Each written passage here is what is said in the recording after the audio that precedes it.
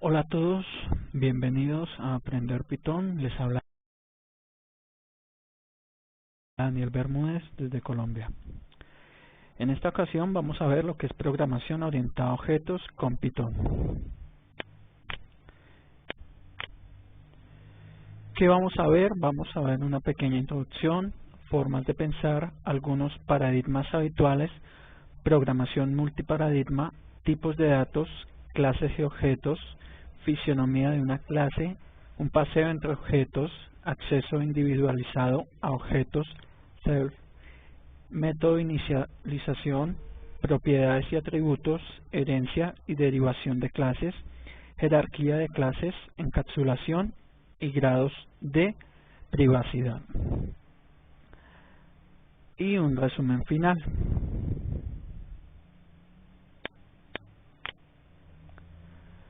La programación orientada a objetos, conocida también por sus siglas POO o OOP en inglés, uno de los paradigmas de programación estructurada más importante hoy en día.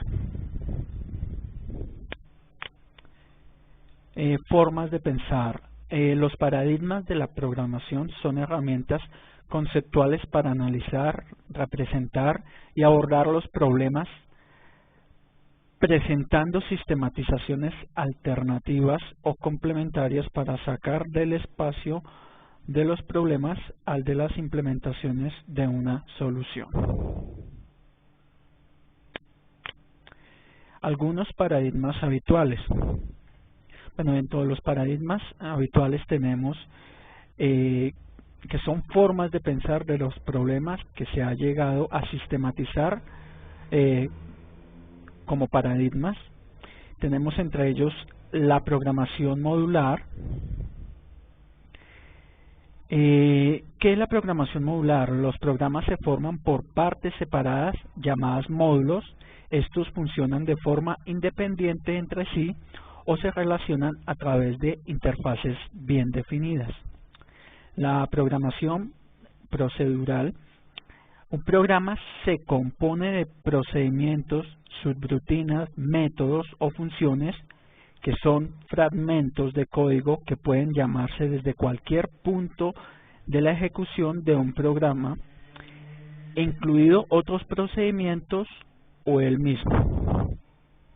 La programación estructurada.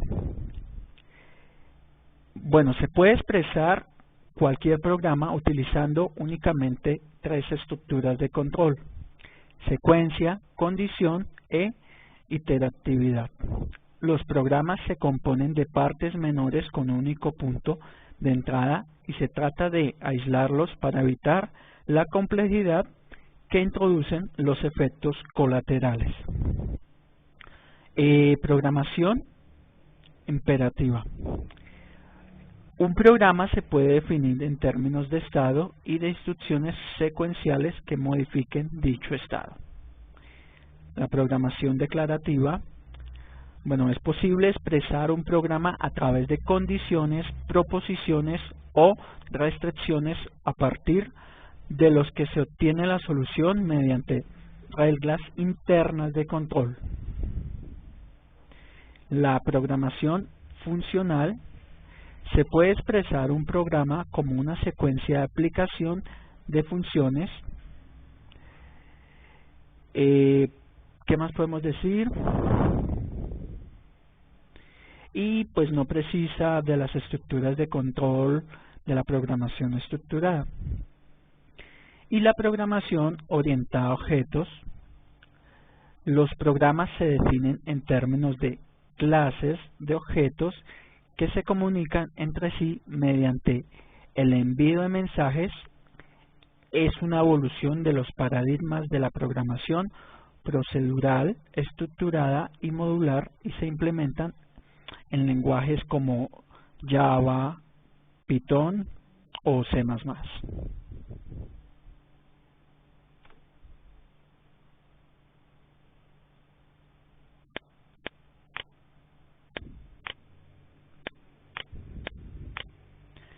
Programación multiparadigma. Los paradigmas de programación son idealizaciones y como tales no siempre se presentan de forma totalmente pura, ni siempre resultan incompatibles entre sí. Cuando se entremezclan diversos paradigmas se produce lo que se conoce como programación multiparadigma. El uso de distintos modelos según se adapte mejor a las diversas partes de un problema o a nuestra forma de pensamiento resulta también más natural y permite expresar de forma más clara y concisa nuestras ideas. Tipos de datos. Una forma de almacenar y representar una fecha en un programa podría ser la siguiente. Tenemos aquí 3 variables, 2 de tipo entero y una de tipo carácter. Creamos una función que nombramos dime fecha, la cual va a recibir tres variables que son día, mes y año.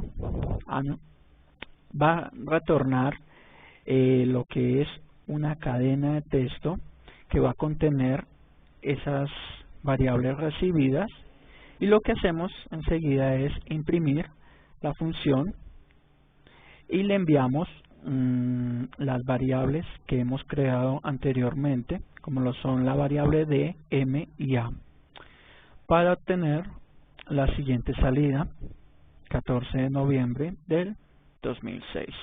Bueno, en este ejemplo, para presentar y manipular lo que conceptualmente entendemos como una fecha, se utilizan variables d y m y a como almacenes de datos y un procedimiento o función de nombre dime fecha para realizar la representación de la fecha almacenada.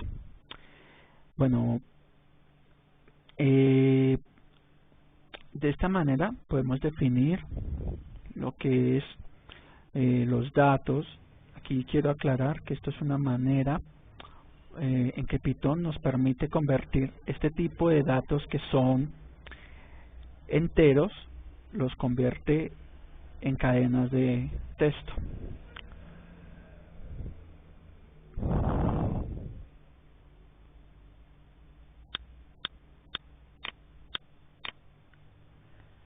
Clases y objetos. Al enunciar algunos tipos de paradigma, hemos visto que la programación orientada a objetos define los programas en términos de clases de objetos que se comunican entre sí mediante el envío de mensajes. Las clases surgen de la generalización de los tipos de datos y permiten una representación más directa de los conceptos necesarios para la modelización de un problema, permitiendo definir nuevos tipos al usuario. Las clases permiten agrupar en un nuevo tipo los datos y las funcionalidades asociadas a dichos datos, favoreciendo la separación entre los detalles de la implementación de las propiedades esenciales para su uso. Una clase define propiedades y comportamientos que se muestran en los entes llamados objetos o instancias de una clase.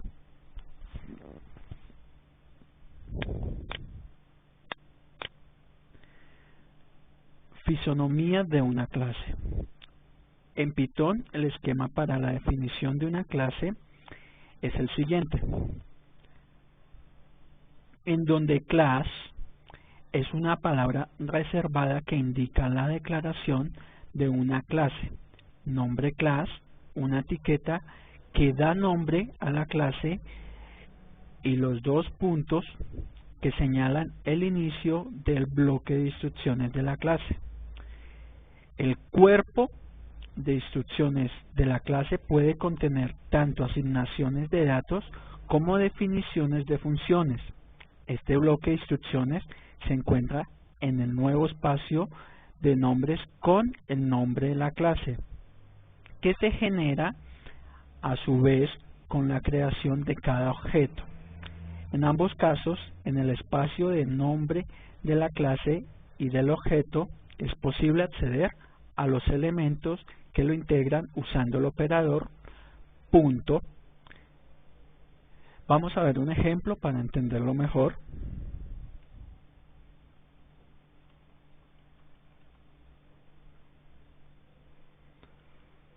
Bueno, en este caso tenemos la clase fecha. Esta primera línea nos define la documentación que va a contener esta clase. Aquí tenemos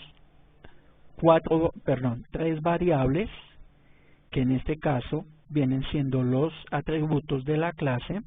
Tenemos dos atributos de tipo entero y uno de tipo carácter.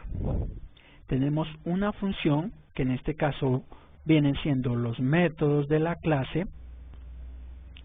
El método dime fecha, que va a retornar los atributos de la clase fecha, como vemos aquí. Aquí lo que hacemos es vamos a instanciar la clase o crear un objeto, que en este caso vamos a tomar de la clase fecha, es donde vamos a crear el objeto mi fecha. Después procedemos a hacer una impresión de los atributos que tiene este objeto.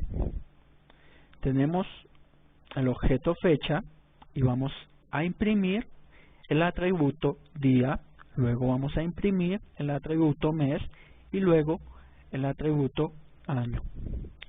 Aquí vemos el resultado, que es igual a 14 de noviembre del 2006, que son los valores que tiene inicialmente este objeto. Aquí tenemos también que podemos llamar al método del objeto mi fecha. Vamos a llamar al método que se llama dime fecha, que nos va a dar o nos va a traer también una impresión en el cual nos registra 14 de noviembre del 2006, que es lo que le hemos ordenado aquí que nos retorne.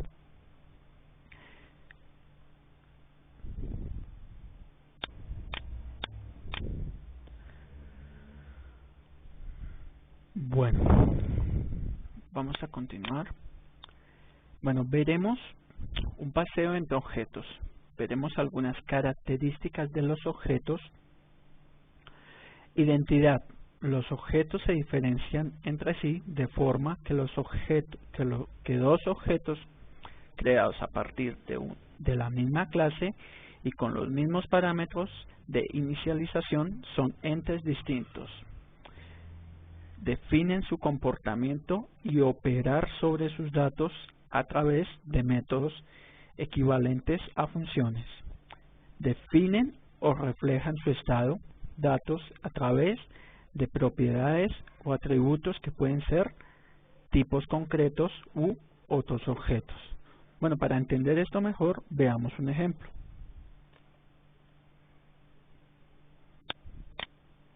Para ello vamos a crear un segundo objeto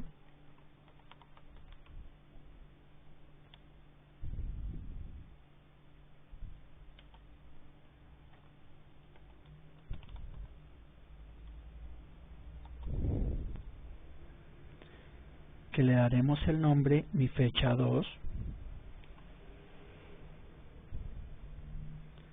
Vamos a ver si mi fecha y mi fecha 2 son iguales. Para ello utilizamos una instrucción que es if, que hace esa comparación.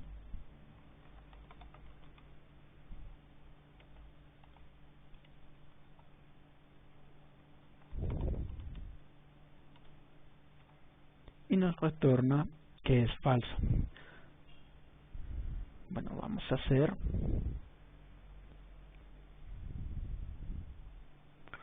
una impresión de mi fecha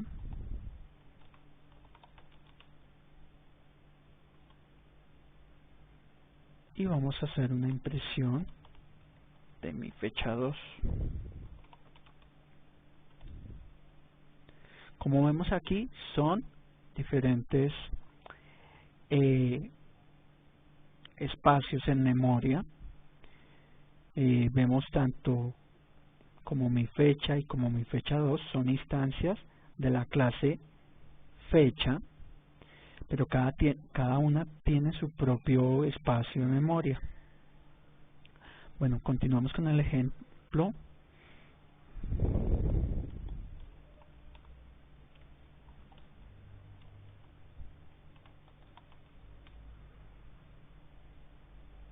Aquí vamos a utilizar dime fecha.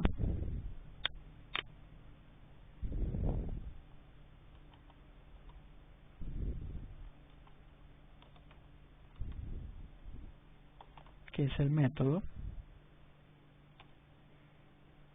y vamos a imprimir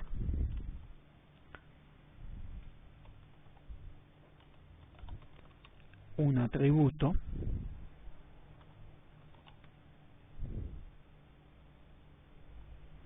Aquí vemos cómo nos va imprimiendo el atributo.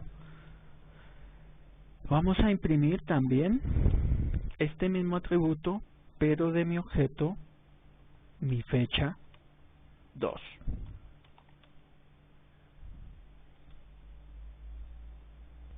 Vemos que son iguales. Ahora vamos a imprimir este mismo atributo, pero de la clase.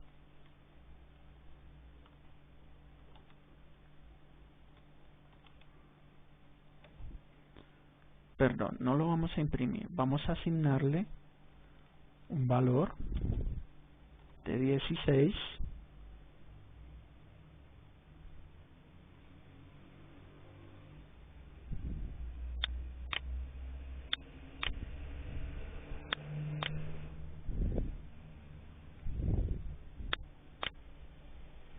Una vez asignado ese valor, vamos a imprimir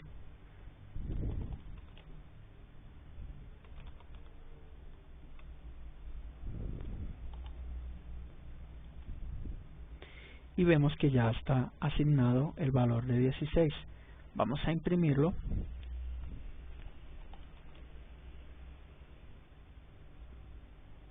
Desde mi fecha.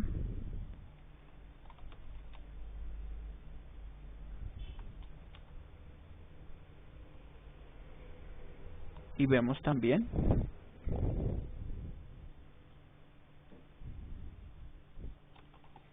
que nos da 16.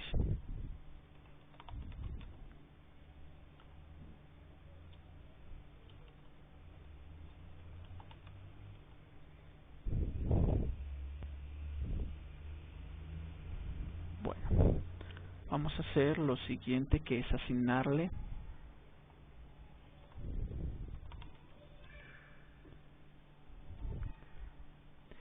ya les daré la explicación de lo que estamos haciendo más detalladamente.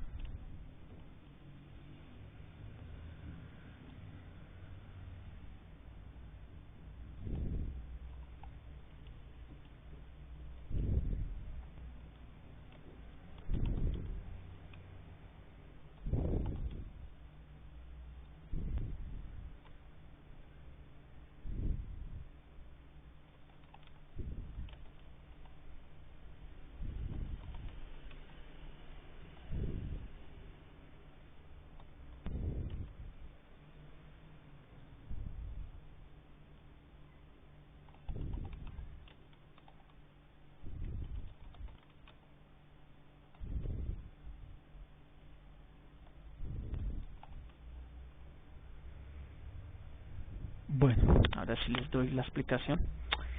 Bueno, en este último experimento vamos a observar que pese a que mi fecha y mi fecha 2 son dos instancias distintas de la clase fecha, ambas hacen referencia a través de sus atributos día al mismo valor de la clase fecha día. Sin embargo, cuando se produce una asignación a ese atributo, a esa etiqueta, en realidad en uno de los objetos, como vemos aquí,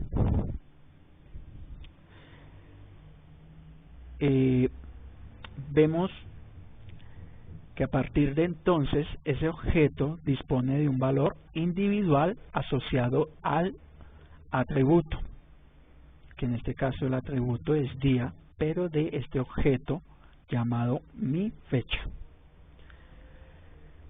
Bueno, también que podemos ver que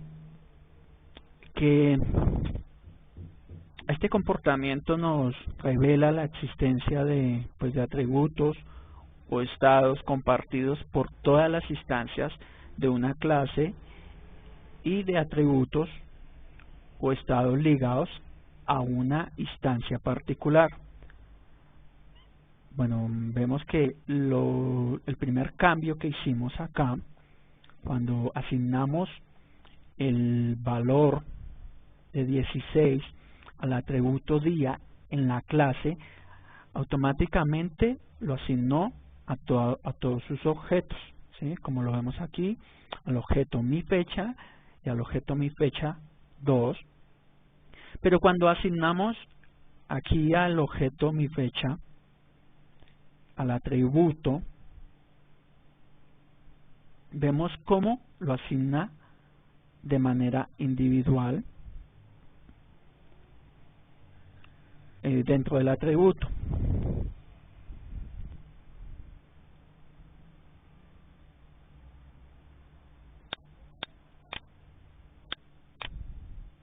Bueno, esto nos lleva a concluir que los atributos compartidos por todos los objetos de una clase se denominan atributos de clase, cuando se desea diferenciarlos de los atributos que pertenecen a cada instancia en particular.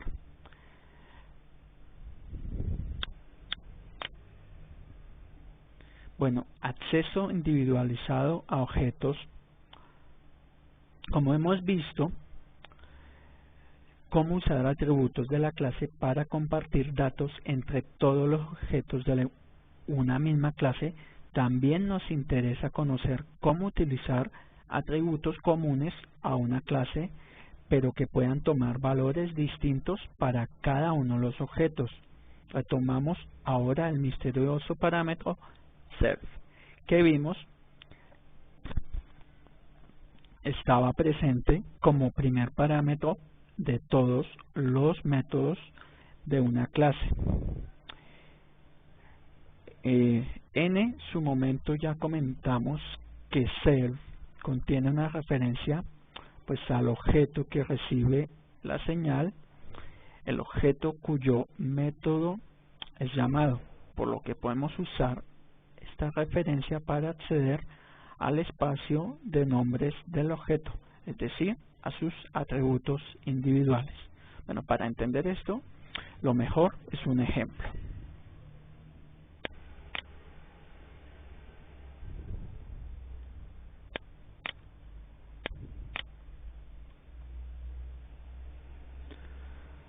En este ejemplo tenemos primeramente una clase F, un atributo I, dos métodos dime I, dime mi I. Vamos a instanciarlos.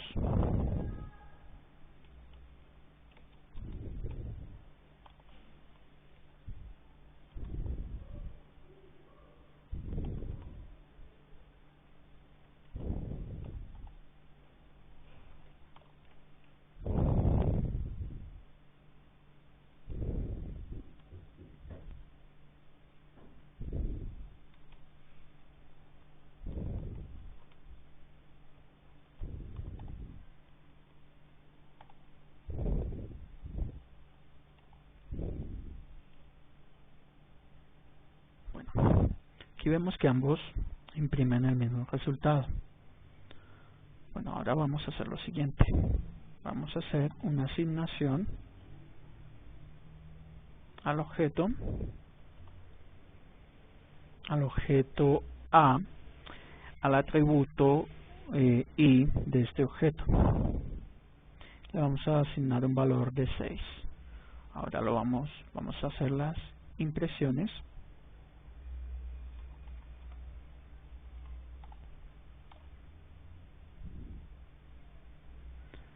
Aquí vemos que el primero retorna el atributo de la clase F.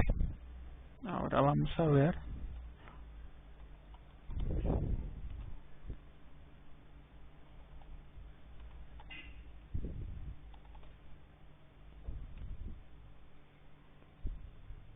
Y el segundo nos retorna el valor que le hemos dado o le hemos asignado al objeto A en el atributo I. Para ello, veámoslo.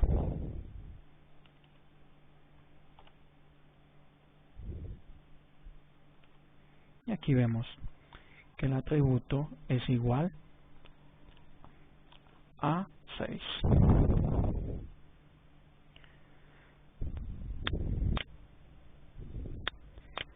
Bueno, ¿qué podemos decir de self? Bueno, self lo que hace es una llamada a un método de un objeto. Aunque el objeto puede pertenecer a una clase, el intérprete lo traduce como una expresión de un objeto. Bueno, el uso de self responde a la forma particular en que Python implementa el soporte de objetos, aunque lenguajes como Java o C++ utilizan pues mecanismos similares con palabras reservadas como this, en este caso, como esta.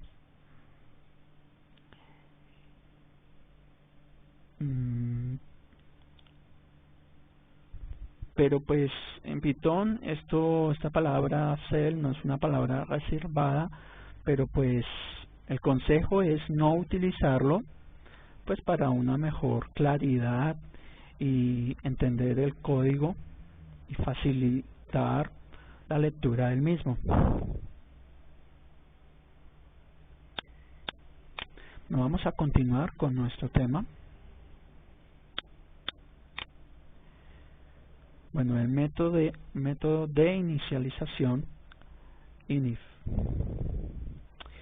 Hemos visto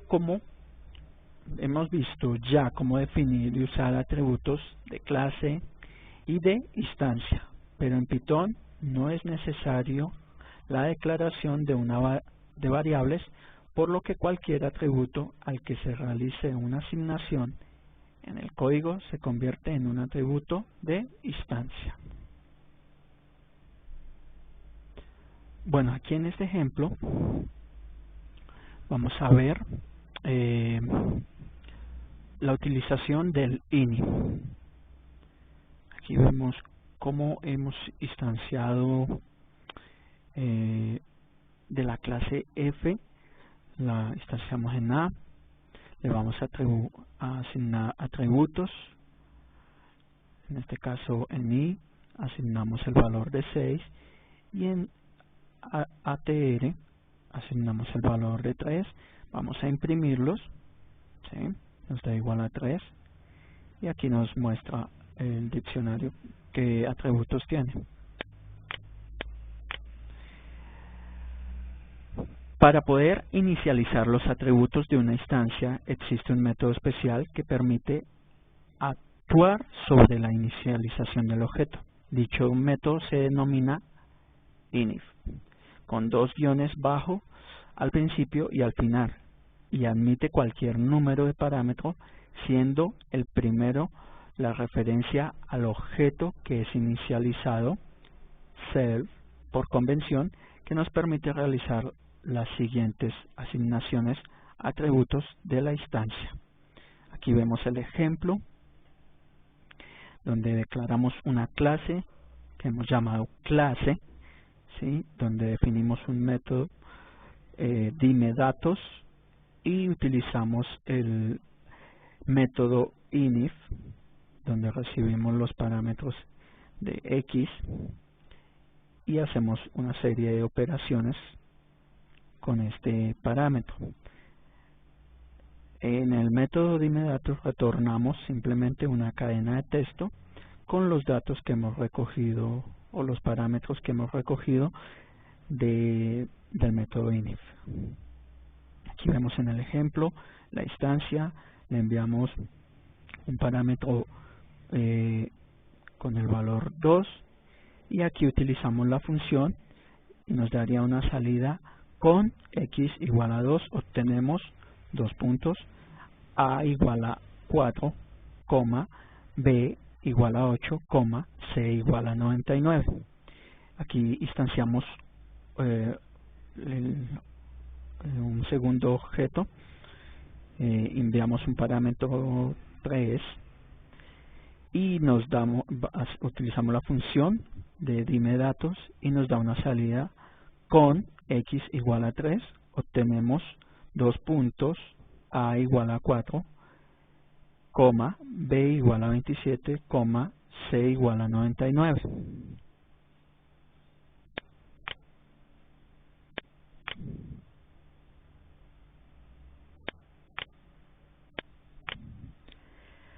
Propiedades y atributos. Aunque en la terminología general de la programación orientada a objetos, atributo y propiedad se pueden utilizar como sinónimos.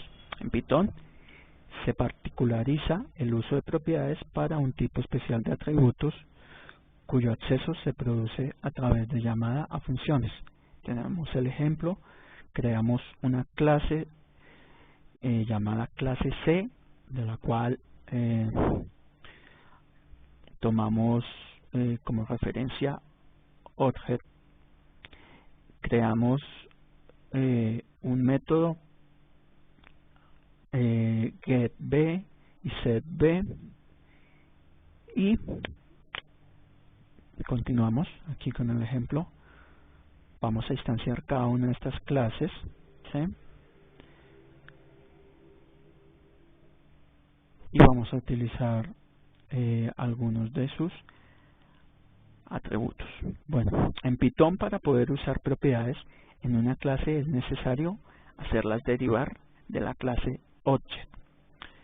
De ahí que aparezca al lado el nombre de la clase C, la asignatura de la función property que define una propiedad de la clase es la siguiente: nombre de la propiedad igual a property getF del f dot, donde getF es la función llamada cuando se produce la lectura del atributo, setF la función llamada cuando se produce una asignación al atributo, del f la función llamada cuando se elimina el atributo, y dot es una cadena de documentación de la propiedad.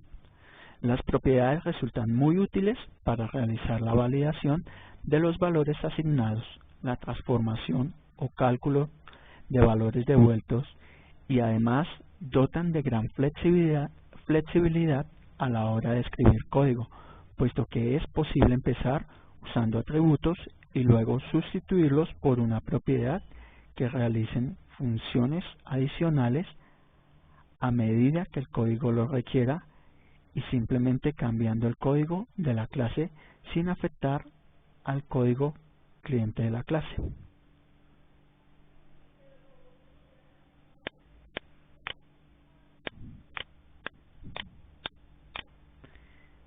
Herencia y derivación de clases.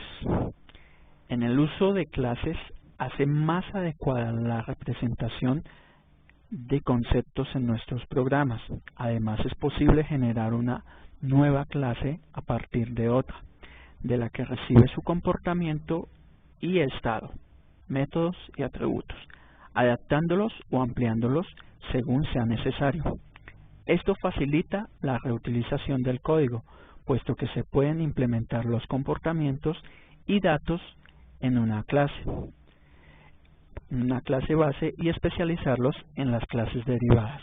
En el lenguaje Python, para expresar que una clase deriva, desciende o es heredada de otra u otras clases, se añade tras el nombre en la declaración de la clase una tupla con los nombres de las clases bases. Para ello vamos a ver un ejemplo. Tenemos una clase A en la cual implementamos el método init, ¿sí? Y creamos un nuevo método llamado muestra, que lo que va a hacer es imprimir lo que va a almacenar en A y lo que está almacenado en la variable B. Esto es lo que va a ser nuestra clase A. Tenemos una segunda clase B que hereda, como vemos acá, dentro de los paréntesis se ingresa la clase de la cual va a heredar, y aquí tenemos el método init, igual, recibe dos parámetros, ¿sí?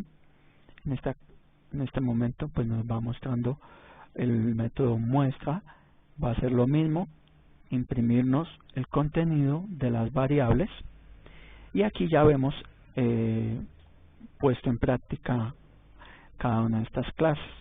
Aquí tenemos el objeto A, el cual lo heredamos primeramente de la clase A. Hemos instanciado este objeto y le pasamos como parámetro el valor 2.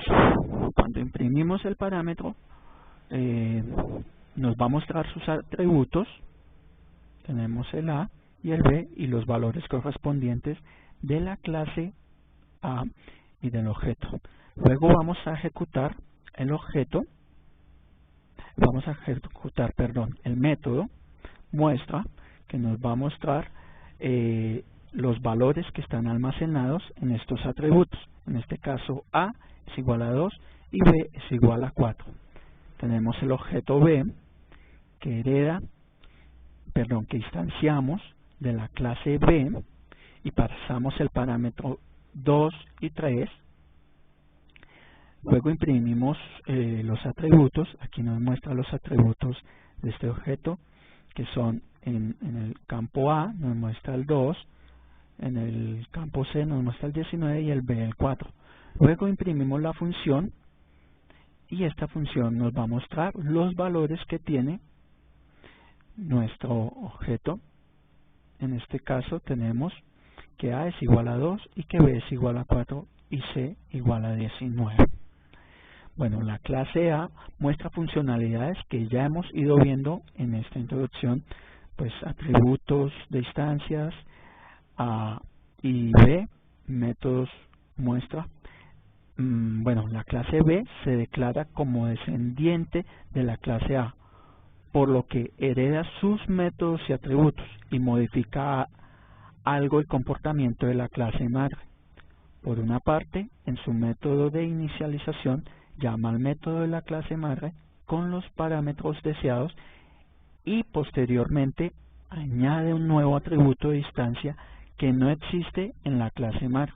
Por otro lado, redefine un método existente en clase A, cambiando la implementación. Esta última técnica, en la que el mismo nombre se asocia a comportamientos distintos, se conoce como poliformismo, y se habla de que el método se ha sobrecargado, es decir, se le asignan distintos significados en función de su contexto. El poliformismo también alude a la posibilidad de utilizar en un contexto en el que se espera una clase dada cualquier clase derivada.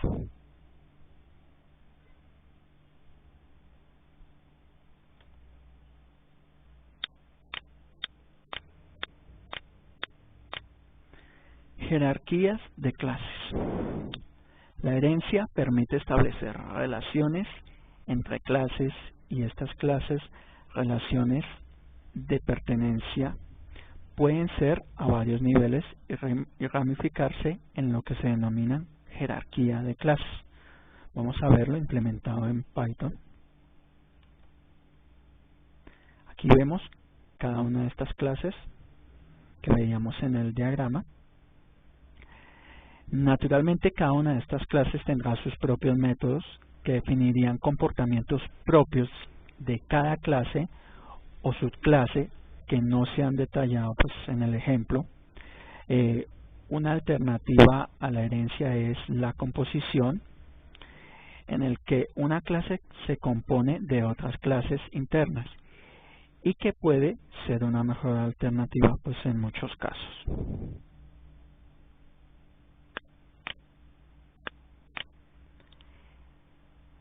Encapsulación y grados de privacidad.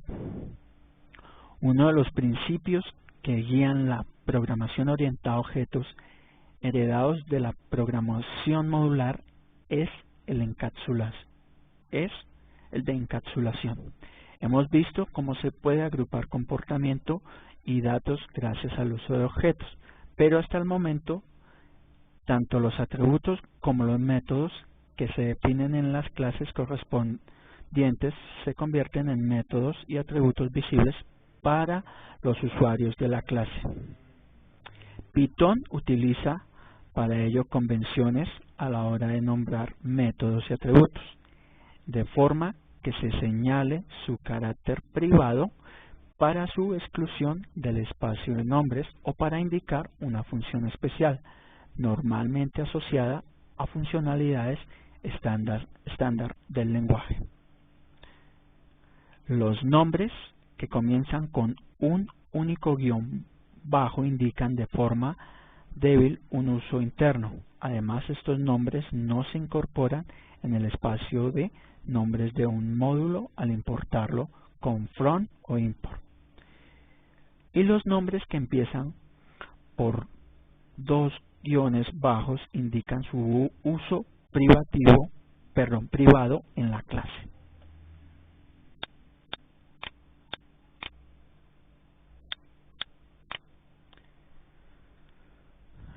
Los nombres que empiezan y acaban con dos guiones bajos indican atributos mágicos o de uso especial y que residen en espacios de nombres que pueden manipular el usuario. Solamente deben usarse en la manera como se describe en la documentación de Python y debe evitarse la creación de nuevos atributos de este tipo. Bueno, para entender mejor la encapsulación vamos a ver algún ejemplo. Aquí tenemos una clase A en la cual hemos definido tres atributos, ¿sí? Un atributo A, un atributo X y un atributo Y. Vamos a instanciarlo, como lo vemos acá. Le pasamos el parámetro de 2. Luego vamos a mirar el contenido de toda esta clase y como vemos aquí nos muestra los dos atributos y aquí vamos a ver el contenido con sus valores, pero si notan aquí este atributo que hemos mencionado le cambia el nombre dejándolo como clase A con dos líneas bajas y la deja con el nombre A, lo que indica que es un atributo privado.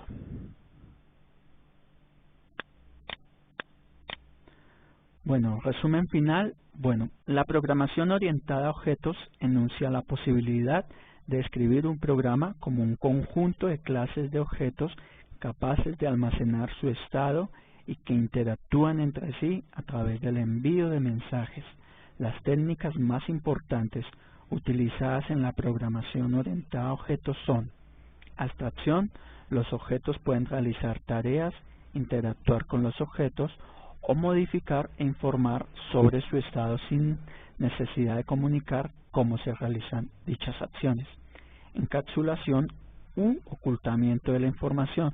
Los objetos impiden la modificación de su estado interno o la llamada a métodos internos por parte de otros objetos y solamente se relacionan a través de una interfaz clara que define cómo se relacionan con otros objetos.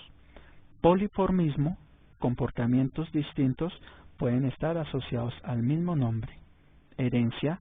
Los objetos se relacionan con otros estableciendo jerarquías y es posible que unos objetos hereden las propiedades y métodos de otros objetos, extendiendo su comportamiento y o especializándolo.